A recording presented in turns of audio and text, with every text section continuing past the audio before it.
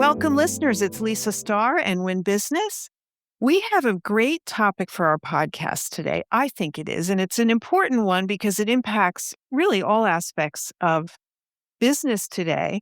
We are used to, as consumers, making a reservation for a hotel or a rental car or an airplane seat, and we know that the prices are different. In the spa and wellness industry, we've been slow to adopt that practice, which is called yield management. It was started after airline deregulation in the 70s. Robert Crandall of American Airlines is credited with the concept of, matching supply and demand, right? Like when people want more of something, we're going to charge more. And it makes perfect sense from a business perspective. And all of those industries I mentioned do it. We have dipped our toe into those waters in spa. I know Vegas started it several years ago, charging more for the weekend than the weekday, but it's not a widespread practice in our industry. So I thought I would invite two very savvy veterans to join us today, and we'll discuss this topic and how it applies in real world terms. So I'm excited to have Tonina Castro, Senior Global Manager of Spa and Fitness from Marriott with us, and Derek Hoffman, Senior Director of Spa and Wellness for Four Seasons. So thank you, gentlemen, for joining us. Thanks for having us. Thank you for having us. It's my pleasure. It's, only took like 1 month for us to coordinate schedules to get both of you at the same time. Not bad. So Derek, you and I have talked on this before, and we've always said, this is something that we need to dive into more in our industry. We've had unprecedented demand for what we offer since COVID, and we all have busy practices. We have all the challenges that come with running busy spas, but we have the two ingredients that are needed to practice yield management, which is a limited supply of the item and the fact that the item is time sensitive, right? We can't book an 11 o'clock appointment at 2 p.m.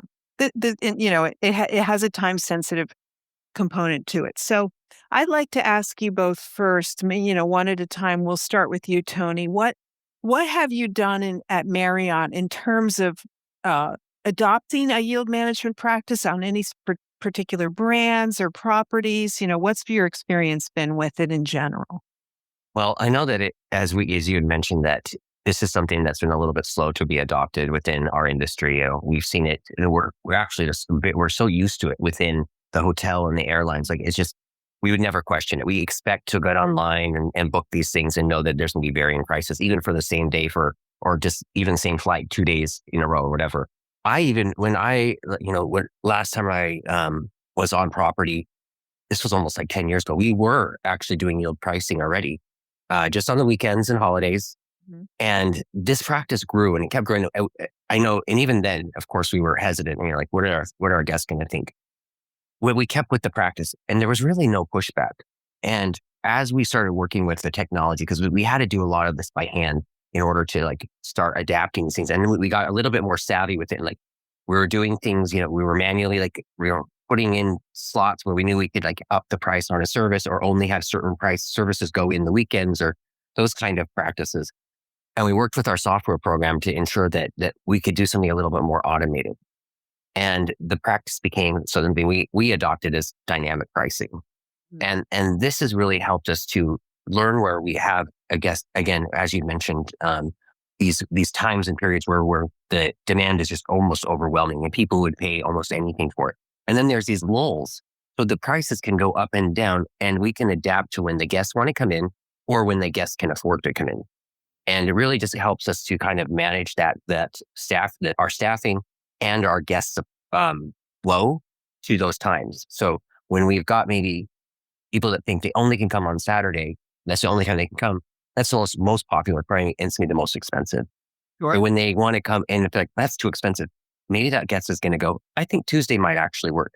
So it kind of helps move those guests back and forth to times and periods where we might need extra business and times we need less business. Well, it's an excellent point you make, Tony. It lets the guests find the day and time that is the right price for them. Before I go to Derek, are you practicing this in particular brands or across all of your portfolio? So right now we are practicing it in any brand that wants to participate. This is not a mandatory practice for anyone, but we are allowing people to kind of dip their toe in when they're ready. We have people that are completely and fully immersed in it. They're seeing amazing revenues, hundreds of thousands of dollars. But we mostly see this in our US Canada market. When we're looking at Europe, Middle East, Africa, or even which we call Caribbean America, Latin America, there's a kind of a slow adopters in it. And we know that we will see much more success in pushing this into our other markets in the future. Great. Well, we'll get more into the logistics of it after we hear what Derek's 2 cents is on the topic for Four Seasons. Well, I think your intro nailed it, and Tony just summarized it as well. Common practice, and we're used to it.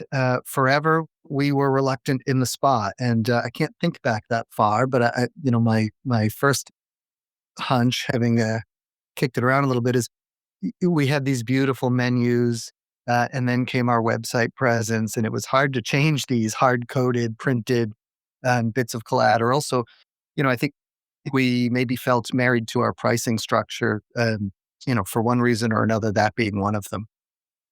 There was also the notion that, it's a singular experience. It's going to be the same treatment with the same product and the same therapist in the same room. How could we go up and down? How could we charge different rates for that? But, more and more, we got used to it coming out of COVID, but I think perhaps maybe evolving slightly in front of that, we started to understand that there's no reason that we can't play the supply and demand game in the spa as well. So we've been slow to adopt it, like other brands, and starting to come on strong. Our have only one brand, so it is across our entire wellness platform, but it is. I don't know if it's cultural sensitivity. We see a slower or more reluctant uptake in Europe, Middle East, Asia. Our Americas portfolios is doing pretty well with it. But having said that, we're probably at just over 40% for our American, Canadian, and Latin American properties. So 40% are participating. 40% participating in dynamic yield, flexible, however you wish to term it. We've heard a slew of different rationale why and why not. All of the properties that are participating, Tony said it as well, seeing really, really great results, and just about no pushback. There's an easy backdoor for this, but we can talk all about the nuance later. The properties that have been slower to pick up, I think, are saying, we've got an interesting mix of resort versus resident versus members, and the rationale kind of spins out of that. And I think more and more we're starting to gain ground where competitively the marketplace in every location that we're in is doing it. So your competitive set is likely adopting the same practice, which means your guests are likely fully exposed to it. These things tend to start at the luxury level and trickle down, right? The more local spas or day spas will adopt it once it's in the market and understood. But it has been slow to evolve. And I'm always amused by, not amused is not the right word, but having a salon background. I mean, this was a common practice all along. You paid different prices for hair.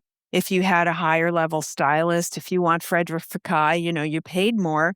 And it was a practice that didn't translate to spa. And I always thought, well, maybe it's because we can't see the result of the massage, right? I mean, when you get your hair done and all your friends say, oh, your hair looks great, you think, well, I don't mind that I paid more for it. But what we do on the spa is not as obvious. And it really becomes also a factor of the therapist. Like, do they have the training? Are there levels of expertise that warrant that? So we'll talk about that also. But I'm glad to hear that it's gaining traction, and it sounds like you're getting good results. So there's no reason to think it won't continue.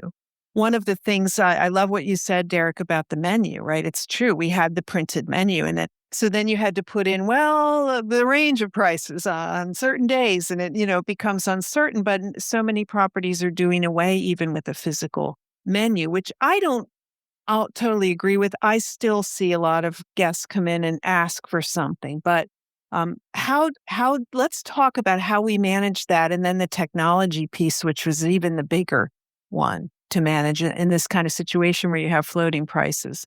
So, Tony, you want to take that? with the floating prices. So as Derek had mentioned, we had the same thing. We had menus that had fixed pricing, and it was really hard for us to be like, how do we adjust this when we've got this printed price? And just looking back on that, our adjustment was to put in, and as you just mentioned, Lisa, we put in from and then the pricing. Mhm. And then back in the day, actually, when I used to do this weekend and holiday prices, there would be like two prices. So one was for our weekdays and one was for the yield time, weekends or holidays. And now we say from or starting at.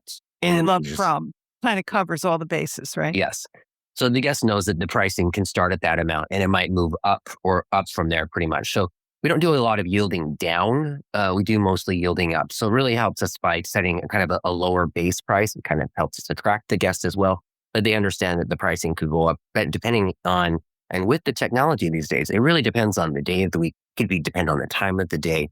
It could depend on the service that they're choosing. So a lot of factors go into place here. And thankfully, the technology has really, really moved quickly on this, and we're able to automate that all. We are able to put in specific rules on services, on the occupancy of the spa, the occupancy of the therapist, all sorts of different parameters that we can put in. And you can actually layer rules on top of each other. And if there's three rules that apply, the one that actually has the highest price will supersede those. So it's really kind of complex, and it has worked really well in our favor to have teams of technology people that have worked fast and furious to get this to come to market for us. That's great that you can set all those parameters ahead and then it just sort of automates it and it knows when to do what price. Could you share with us what platform or platforms you tend to have your properties on? Our standard is book for time. Book for time. Great. And Derek, how about you? What's your approach? You're on We're- time also. Correct. And you can That's set different parameters for day of the week or time of the day. Yes, exactly that. I mean, to follow what Tony's saying, I think we have tried to do the granular reflection on just what is the reluctance to adopt this, and I think some of it is that, well, I've got hard coded pricing in my menu, and we say, okay, we'll go to an insert rate sheet where you can slide it. You can create that language from or starting at, or maybe take the rate sheet out altogether. Maybe eliminate the physical print. Maybe just have a highlight card and go to a PDF. Maybe do it all online. And we sort of have the whole spectrum out there. I'm with you. I think part of me loves to see something with a beautiful photograph on it from time to time, but more and more we're seeing it become an online endeavor, I would say, our menuing. And then what I really love about the technology is it helps it helps us tiptoe in. We can say to our team, if Saturday is your busiest day, just start there. Put on $10 or 5% or 20, or find the number that works well for you. And I like that you can do dollar versus percentage, because that can set some people off. But you can really tiptoe in as aggressively as you like, or as timidly as you like. And as you start to get comfortable, which is to say, as you start to analyze the results and figure out what's really lifting the levers, you can change it.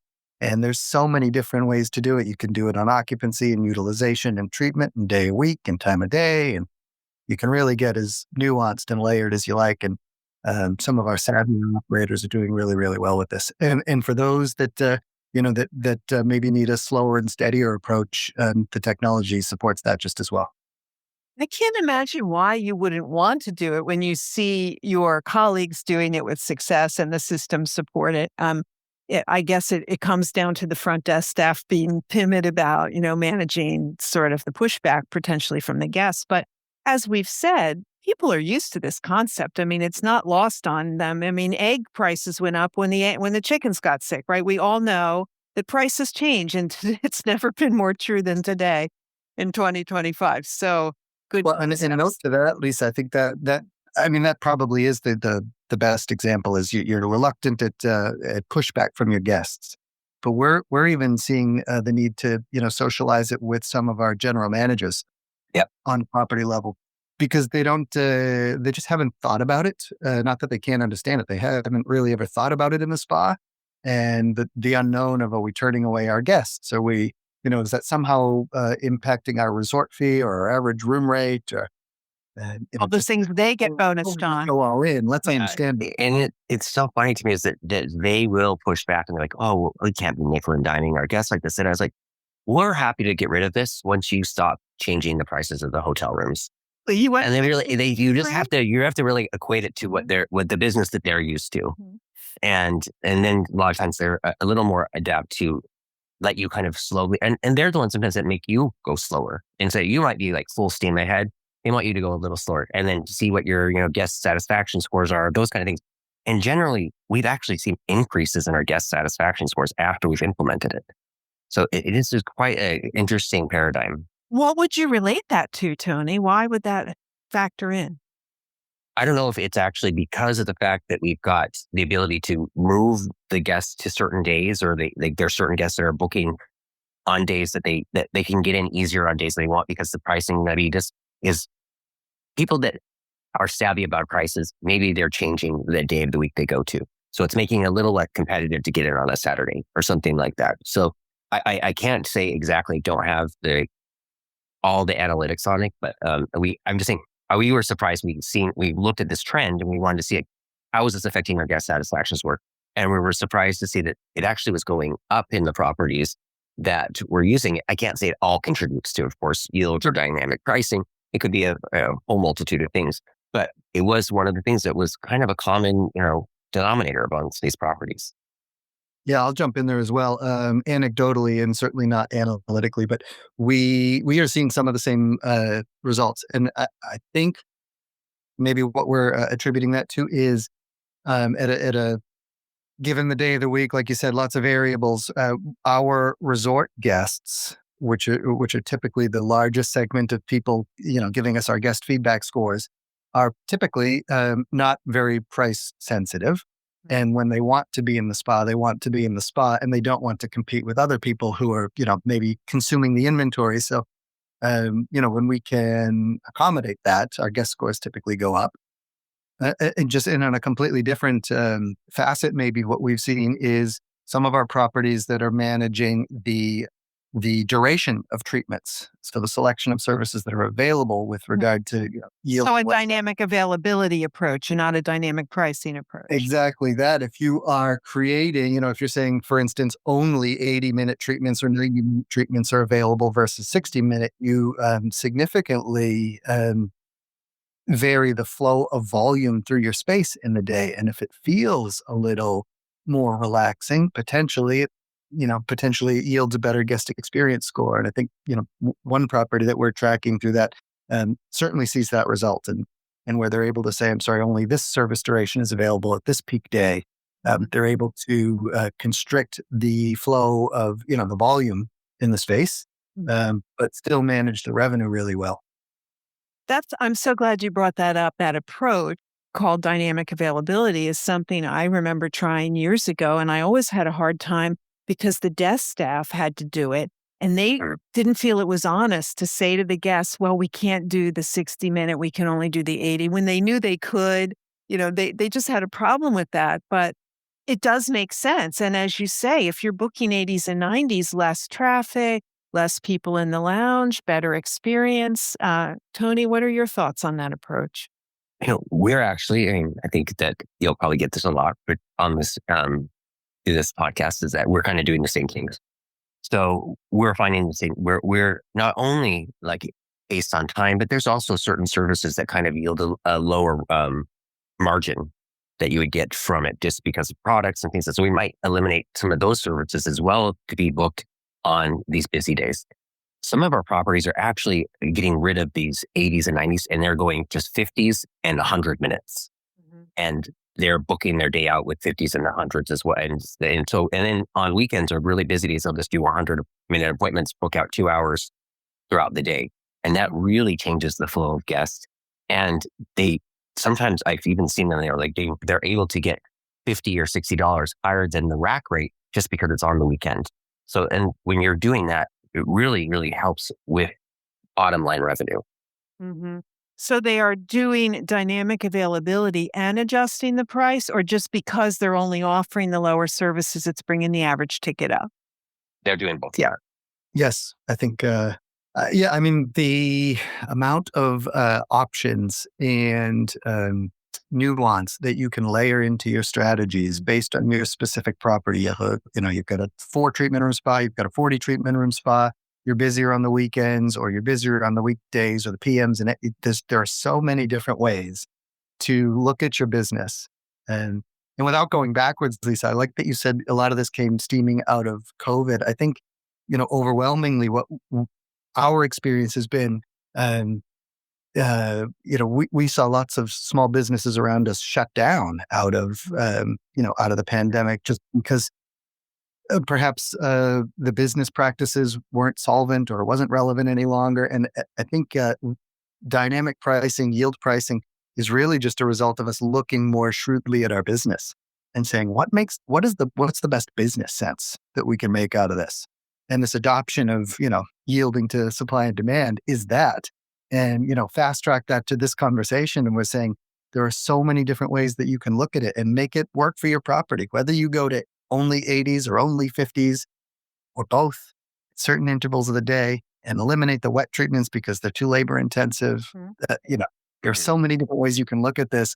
And then the important part is to measure it. What's working? What's not working? And you can change it on the fly, which is, another benefit of this dynamic setup. We'll come back to measuring, but I think it's very true in terms of the supply demand issue, right? We used to say, I mean, I've been teaching spa management courses for 20 years, and we've always talked about this for 20 minutes out of a 4-day program. And, we said, well, it's a strategy for a mature business, right? You don't do it when you're new. You do it when you're more full and more fully fleshed. But now, post-pandemic, with books full consistently, globally, what better time, to move into this and think about being strategic, because you also may have a GM or an owner that comes to you and says, okay, well, your spa's full, now what? Like, what's the path forward from here? If you're always charging the same thing, the average ticket never moves, so what do you do to create revenue? And this is really one of a powerful way forward as I see it. Yeah. And a lot of us have asked the question year after year. I don't think we've gotten there yet, which is great, but I can try to surpass 3% inflation every year and get my average ticket up, a couple of dollars by saying, well, I'm going to add $5 or $10 at some point. You can't just keep climbing the ladder. You need to be able to flex that to the needs of your guests. Right. Or we price ourselves out. We can't charge $400. Well, we can. Some places do. I can't afford to go to them, but I don't know how busy they are. So, does staffing constraints play a role in this in any way? Does it impact your plan if you're having staffing challenges, or people who are, let's face it, people today are working less, they are sick more, does that factor in at all in a negative way? For our model, of course, staffing does definitely affect it. And we continue to see staffing issues to be one of our top priorities across the globe, not just in US, Canada, but it's a global issue for getting therapists in, front desk staff in, management in. We have turnover quite a bit. The way that the books work now, though, is if the system is automated, it's looking at a percentage of occupancy. So if I have 2 therapists in and they're halfway booked, my spa is 50% occupied. So prices might already change there. So of course, if with the less staff members, I have less openings to have guests come in. Of course, I'm going to make less money. But the ability to yield still is there, just because there is less of it. There is more demand than I have available. Whether it's because I have less staff or whatever the reason is, it's still, those practices still go in place. I don't change my demand just because of my lack of staff. Sure. So it's yielding on the occupancy of the scheduled therapist, not the fact that you maybe have 3 empty rooms. That's not factoring in.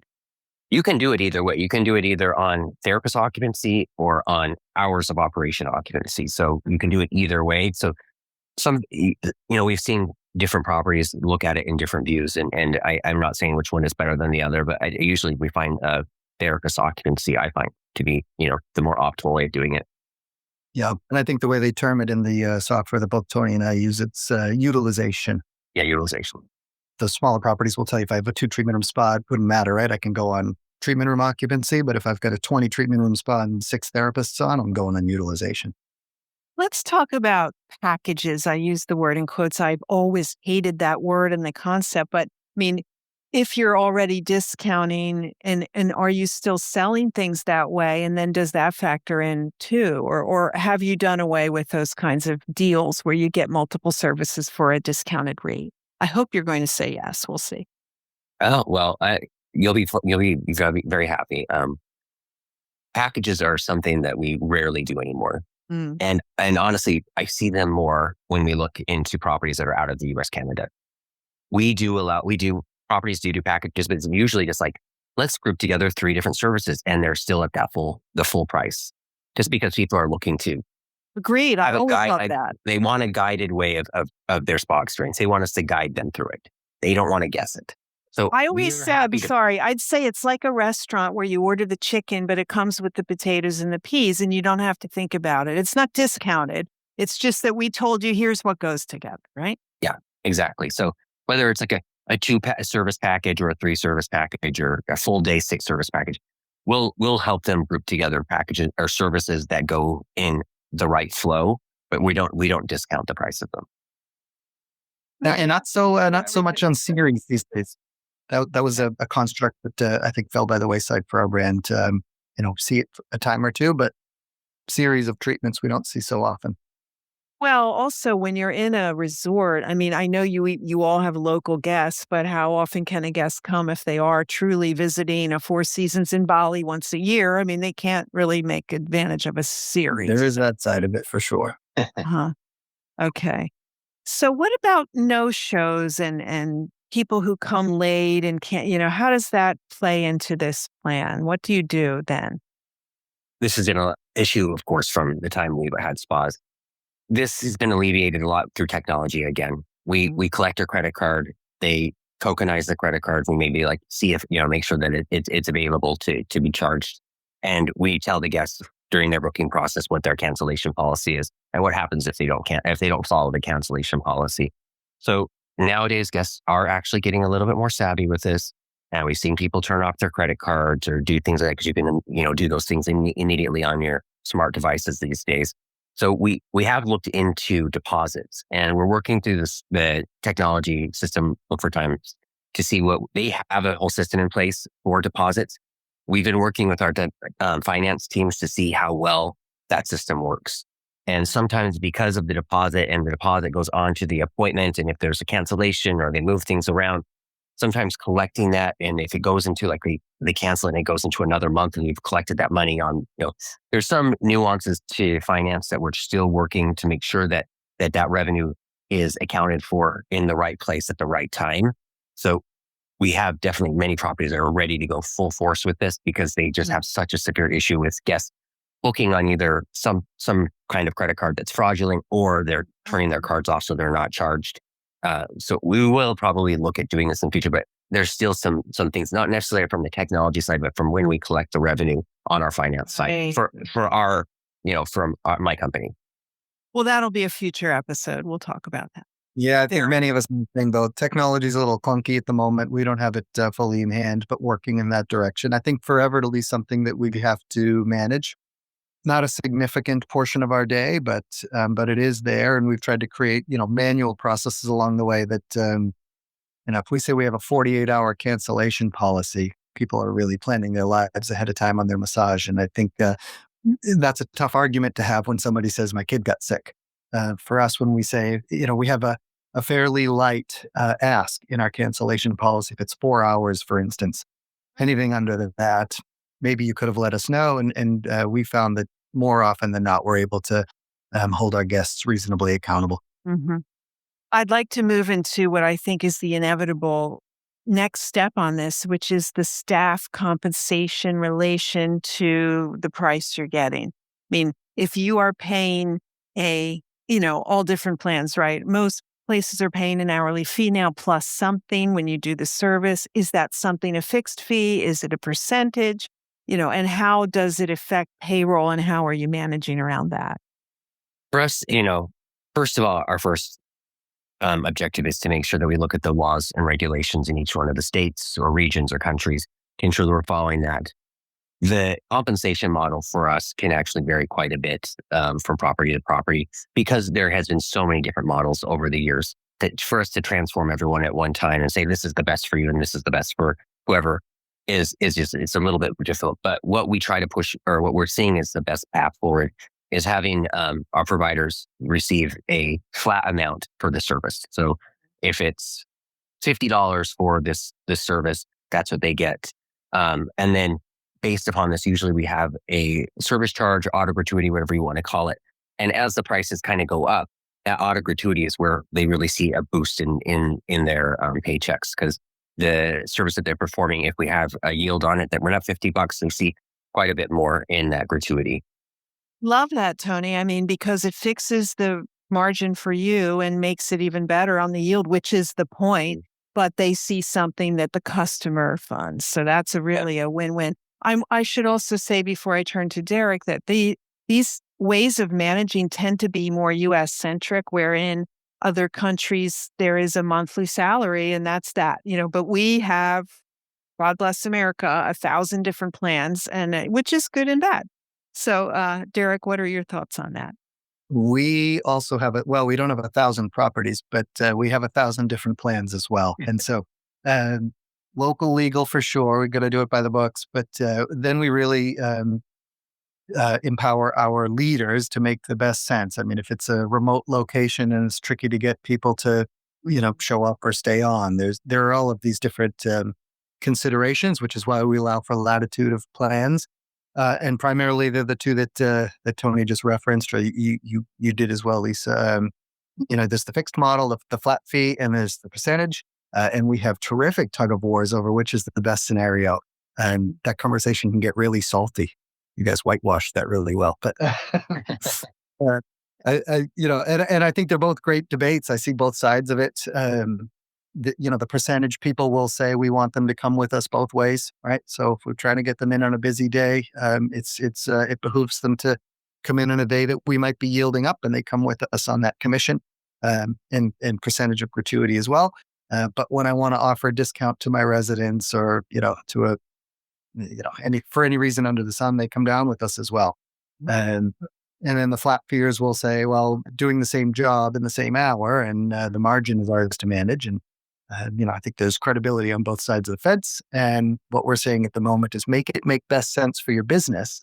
And while you're making it make best sense for your business, you obviously are looking at your bottom line. And if you're falling in bounds, then probably only an opportunity to improve it as you consider year over year. But this comes out of probably P&L management and starts to talk about, well, what happens when I upset the apple cart and all of my they're miserable. That's a whole nother podcast.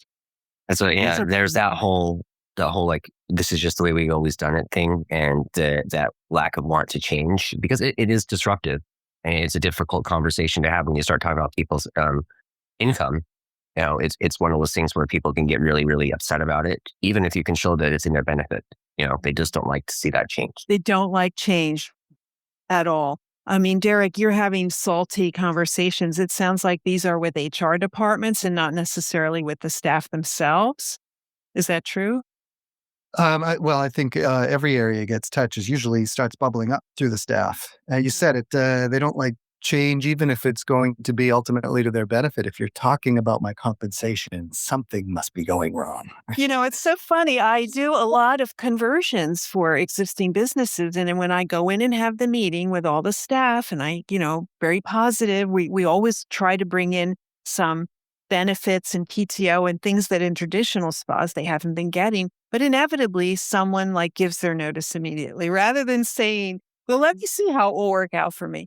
I think part of it, I was going to say part of it is that we have a staff that in the US at least has been told at beauty school that you're going to get a certain percent of your income, and they're not talked to about hourly revenue, annual earnings. That's not how they approach it. And if they did, one day I got a little less, the next day I got a little more, it evens out, but that's not the lens that they come with.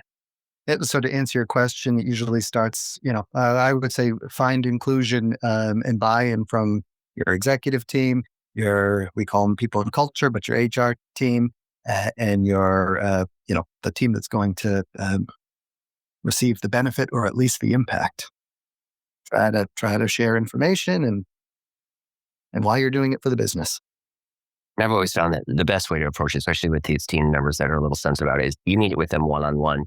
Approaching this in a group setting can only cause, them to go on to rifts and cause a little bit of fires. And once that fire starts within the team, it's really hard to put out. So if you're able to talk to them one-on-one, like you can talk to them as a group and let them know that you're going to have one-on-one meetings, Right. and let them prepare themselves mentally for it. But then you start pouring them in so you can talk to them one-on-one and let them look at their own numbers and how it's going to possibly change for the better or whatever it's going to happen. And it really helps to keep them like a little less aggravated. That's a great tip, Tony. Yes. So I wanted to ask about online booking in this scenario with yield management. I'm assuming that these aren't just front desk managed. It is interfacing with the guests through the online portals as well. Yes. So the online booking has the same booking flow, and the same rules apply to those appointments as well. So based on the day of the week or hour of the day, whenever they're booking, they find the appointment they want, it'll reflect that in the price. And if the guest comes in and they've got a day that they booked on Saturday, and or something happens and they need to reschedule to Tuesday and that's a lower day price, actually we'll let them know that the price changes and the price will go down. We don't force them into that Saturday price if they're changing to a Tuesday. And it is a pop-up. So if it's something, maybe it is your policy that you keep the same price. I don't know. But for us, we don't do that. So we allow them to, have that flexibility in pricing. We'll pop up. We let them, it tells us that the price is a different price for that day, and we move the appointment. If it changes, they booked on a Tuesday and they found for some reason they need to move to a Saturday and there's availability that day, we do have to make sure that we let the guests know there's a difference in price. And most of the time, if there's an upside guest, we will definitely go, we'll keep that price. No problem. We understand that was the guaranteed booking price that when you book the appointment. For the future, that on Saturdays, usually the prices are a little bit higher. Mm-hmm. Yep, I can see it in real time. And Tony just detailed well that back door that I was alluding to. You can always say, absolutely, Miss Star will honor it. And on a different note, yes, all of the yield rules and strategies and pricing comes across as guest book online. It also takes, we all well understand that it takes the heat off your front desk or your reservation team. Deal more one-on-one, face-to-face with your guests and be better present while they're on the floor. But we're seeing on our online booking something to the tune of 30% of our business comes in, which is to say, 1 in 3 people don't want to pick up the phone and talk with us. And that's okay too. So that's the behavioral bit. But those people who are booking online end up having a higher average treatment price, an average ticket. And I think it's something to do with that shopping cart philosophy. And we don't have to have a pricing discussion because they see what they're doing in real time and they start adding enhancements, and I'll do this with that. And so we're seeing, the benefit of lead time is more advanced bookings online for us. Mm-hmm. And the spend is better. So if a third of our guests are doing that, we're trying to stoke the flames of that, great business benefit. I love that, Derek. Is it a certain percentage higher you're seeing on those 30% that are booking online in terms of average ticket? For us, we found it's about 40% of our guests are more likely to do enhancements or add-ons to their appointments. So that the ticket, there's something about removing that pressure sell from having someone tell you or ask you face to face, would you like this? Would you like this? It's really enhancer. They just start throwing things in their cart and they curate their own experience, and they've sold themselves on it already. And so not only is this kind of like humanless interaction happening at 24 hours a day, 7 days a week. We don't have to book it. We don't have to have anyone on the phone. It saves us on, labor and all sorts of things, but they're actually selling themselves spa. And if there's for some reason they're booking something that really doesn't work together, we'll always call them and make sure that we get that fixed before they come in. If we, as long as we can catch it. But yeah, no, we really find, we found that about 40% of our guests are having a much higher price point on their tickets when they book online than if they book over the phone. That's fascinating. I love to hear that. And plus, it takes the pressure off the staff to be salespeople, which we know is not something they love anyway. I don't know what that is. If it just doesn't feel solicitous, like you alluded to, or they have the time to look at it and start to curate their own treatment. I'm not sure why, but we see the same thing. That's fascinating. I love the shopping cart thing. It's like, oh, while I'm here, let me throw in one of these and one of those. And I'm sure if you have compelling language and graphics to say, well, how this will be so much better for them, why wouldn't they? So I'm interested in talking just for a moment about this. It sounds like I think I know what the answer will be, but the approach to yielding being more flexible and dynamic, that is to say, fluid, than printing a menu that says Friday, Saturday, Sunday, it costs X, and Monday through Thursday, it costs Y. Yes, is the answer. Fluidity. It makes everything a lot easier for us. We take away that kind of fixed place, fixed price, fixed everything. We have the ability to change things as we see it necessary. So, with this dynamic pricing, we could actually have a fixed price. Let's say it's $150 for a massage, and you could add a 10% or $10 upcharge or yield every single day for 365. And then on certain other days, you add 20 or 20% or whatever it is.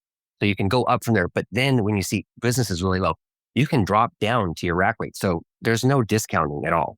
We're not telling them they're getting it such a good, we don't have to deal with that discount word, which we really want to stay away from. Absolutely.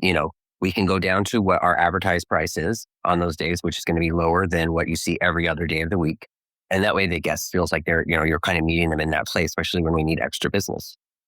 Do you see a scenario where guests start learning how to game the system or know what days, we do with the airlines? You're both nodding. Absolutely. So the guests will understand, especially our regulars or people that have membership or any kind of local clientele. They know that they bought their service in. And if we've got those parameters on there, that's like if we get to 30% or we get to 50%, if they want that service, they book it that day because there's probably maybe no yield rule yet that's in place in 2 months from now. If it's on a day that's not a holiday or whatever, a group in or something like that, they can get that lowest price if they book in advance. So people can understand how, and I think people have all sorts of different things what they do for buying airline tickets or a hotel, like buy it 3 months in advance or only book your airlines on Tuesday morning days. There's this thing people get, and I think that we all think we're able to manipulate the system somehow, but they know that if they book far enough in advance, they're going to probably find the best price. Yeah, and all of these games that we're all playing, the business is likely set it up to their advantage as well. I mean, we embrace the fact that we can tell people if you don't want to pay weekend rates, perhaps these are better times for you, and so now you have an option. Yeah, Tony, the result that you just said is a good one. We want them booking ahead. I mean, that's really the thing we're all after, right? Is a full book. So if they book ahead, and great, it's good for both of us. We don't need to sell that appointment and they get the best price. So if that's the behavior that it trains, all for it. Can we talk a little bit about, if you have the information, how much more you think you could drop to the bottom line? Because let's face it, I mean, the prices, the costs are there, right? The price the client pays, any overage should really go to the bottom line aside from hitting comp. So can you say, oh, we've successfully seen our profits go up X% because of this practice? It's hard for me to get an exact number on how much our profits have gone up exactly, but I can say that with yield or dynamic pricing, if we've got the associates or the therapists at the fixed price of whatever the fixed amount of compensation is for that service, whatever that yield is, we're almost getting 100% of it. Maybe there's a tiny bit for product or something like that, but we're usually getting 100% of it because the therapist is benefiting off of the gratuity, not off of that yield price that we're getting. So that's almost 100 flow through to the bottom line. If, we have properties out there that have done $100,000 in a year, or some that have done $500,000 in dynamic pricing year. So, depending on what their overall budget is, it's hard for me to say what that boost in profit was for each one of those, but it really can make quite a difference. I would say this can get as specific as you like. We just did a study for another presentation, but I would say pretty conservatively speaking, if you were, we have staggering numbers as well, but if you were saying conservatively, you do on weekend pricing, let's say Friday, Saturday, Sunday, you make an additional $30,000, right, in a month. You would stretch that out over the year and pay, maybe if you're a percentage property on commission, you pay 20% out of that. And you're looking at, close to $100,000 straight to the bottom line. Pretty attractive.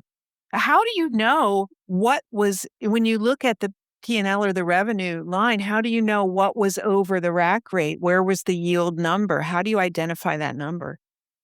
Yeah, I mean, really, we see it trending in average treatment price without opening up a whole other can of worms. I don't know if you're budgeting your dynamic pricing because that becomes a bit fluid. No, I don't. You start crystal ball sculpting. Yeah, Mhm. right. But if you said I'm going to have $200 as an average treatment price in massage and $250 in facial and et cetera, what you're going to see is where you're scaling up and down. You can run specific reports to get as granular as you like, but if you're just trying to find it in a monthly snapshot, when you see your average treatment price up over the course of a month, it's usually a real the best indicator that, okay, this is where it hit most of the time. And as you start to look backwards to see what's working and what's not. I was going to say, yeah, just like what I was saying, there's reports that we run in Book for Time that will tell us if we've done yielding up, and they'll even tell you if you've done yielding down. So it'll give you an understanding of how much each property has done. I look at things at more of an enterprise level, so I can see each property on a property level. Those are important to see how much they've done, maybe per service group or something like that. And we can see, what we're doing over the year or over a couple of months. Looking at the P&L directly, it's hard for me to see it just because there's a massage line or a facial line or That's what I was something. thinking And of. me pulling those numbers out I'd have to really go into our systems and like pulling numbers and then subtract numbers and all that. So thankfully, there's good reporting in our systems. Well, Yeah, good. and It's your very property leaders will know this intimately, right. by business line, by day of week. But yeah, you can find these enterprise reports in Book for Time and other Well, softwares. and then knowing your historical data, is the starting point, right? And then just knowing the variances. But, all of you guys do know your data very well. So, in closing, what do you see coming down the pike in terms of this practice? Are there any things you're thinking of to take it further? And are there any constraints that you're presented with in terms of on a property, how the rate compares to the hotel room? Like, do GMs give you pushback on, wait, you're getting more expensive than spending the night here? And where are we going with this all? It's a great question.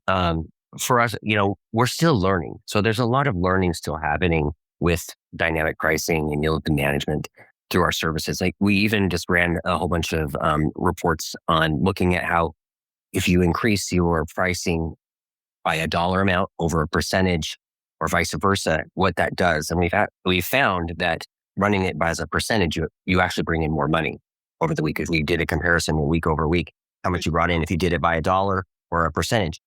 And you're like, I don't want to do that percentage because then all of a sudden my price is going to be like 185.96, like you got these like cents. Thankfully, the technology actually will round your pricing so that it doesn't look weird to the guest or doesn't have like a whole bunch of different weird pricing. So, we'll see how we evolve things. That we might have some best practices of like changing from dollar amounts to percentages, those kind of things with the guests.